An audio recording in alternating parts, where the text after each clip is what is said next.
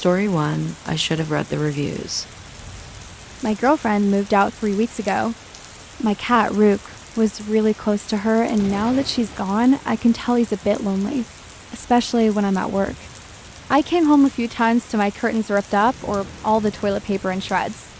The last straw was when I came home after working late to find he had clawed a hole the size of a dinner plate into the side of the sofa. I decided I had to do something. I tried different toys, even catnip, but nothing worked. One night while browsing Amazon, I saw a pet camera. It's a tiny camera that records your pet on a live feed so you can monitor their behavior while you're away. It even has an audio function so you can talk to them. Sounded silly, but hey, I love my furry dude, so I bought it. I got overnight shipping and installed it immediately. I decided to set it up in my bedroom, as that was where Rook dwelled most. My first day at work, I think I checked that camera 30 times. When I spoke into the microphone, Rook seemed to be happier, and I noticed there was no destruction around the house either. By day 4, I figured I'd solved the problem with Rook. That leads me to right now. About 30 minutes ago, I climbed in bed with Rook, ready to close my eyes when my phone buzzed. A notification from the pet cam. I almost ignored it, sure I'd just triggered the thing. But I opened it anyway. What I saw made my grip tighten on the phone. Instead of a video of myself in bed, I saw a man, tall, gangly, with pale skin and large eyes. He was moving into my room with exaggerated steps, like a sneaking cartoon character. He got right up to the lens, so close I could almost smell his rotten breath, and he smiled. I immediately paused the video, terrified. I looked at the spot where the man should have been standing, but there was no one there. I went onto Amazon and found the pet cam and read the reviews, hoping for some weird glitch. It had to be a joke, right? The first dozen reviews were pretty standard, but it was the last that caused me to bolt upright. The customer complained that the camera was on a time delay, sometimes as much as 15 minutes. I went back to the video and pressed play with shaky fingers. I watched in horror as the man slithered under my bed, giving the camera a wink before disappearing in the darkness. Then I saw myself enter the room and climb in bed before the video ended. Now I'm sitting in my bed, knowing he's under it. I could call the police, but I doubt I have time. So please, do yourselves a favor and read the reviews.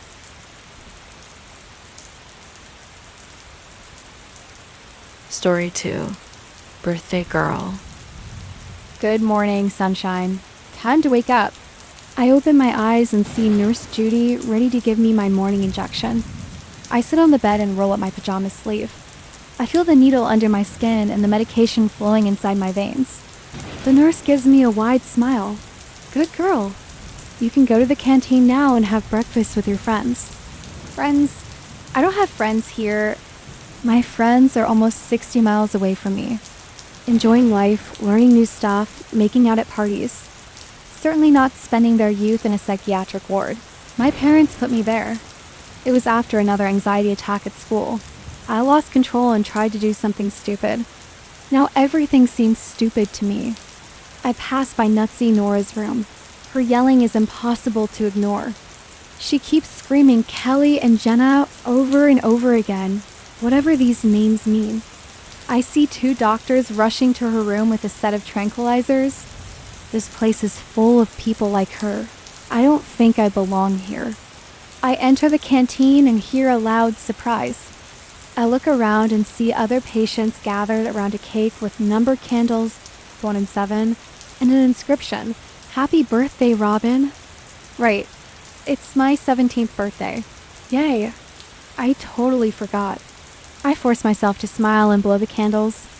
The cake tastes like soap, or a cough syrup. I hide both candles in my pocket when nobody's watching. I guess it's the only gift I can count on today. I stop one of the nurses on the way back to my room. I ask if my parents are going to see me. She shrugs and walks away without saying a word. Idiot? As I lay in bed, I stretch my arms and look at my hands. They look so weird. So damn weird. Maybe it's a side effect of one of those medications? Nurse Judy interrupts my contemplation. She storms in with an afternoon dosage of pills. How are you feeling, my dear? Did you like the birthday surprise? She asks. with that annoyingly sweet smile. Yeah, I forgot today's the day. She takes my hand and says, "Oh, don't worry, darling. It happens to everybody." As she holds my hand, I ask her why my skin looks so strange. Nurse Judy gives me a sympathetic gaze. "I think it's normal at your age. Don't you think so, sweetie? Is she trying to make a fool of me?"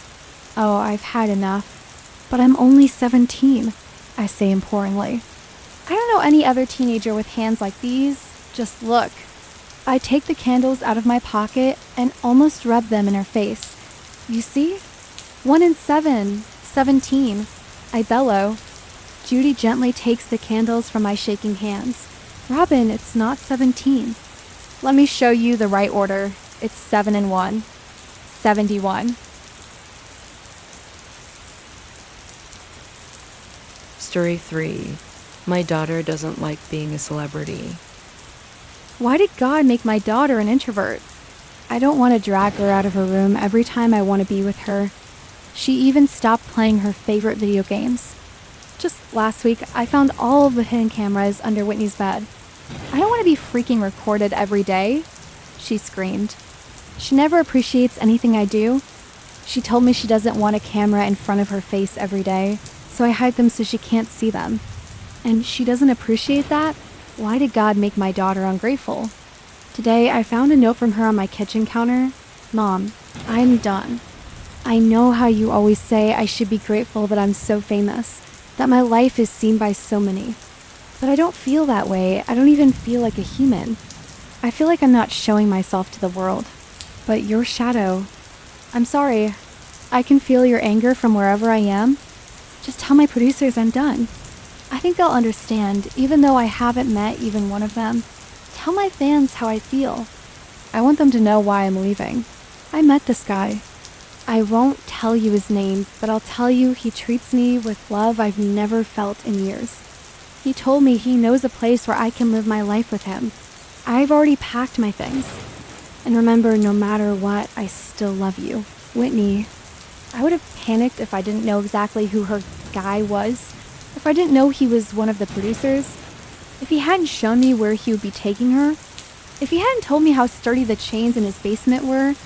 If he hadn't predicted how much attention towards me her kidnapping would garner me. With what she have endured, it'll make her more grateful for what I have at home. Don't worry, she'll be rescued in at least 2 weeks. It depends on how popular her new exclusive series is.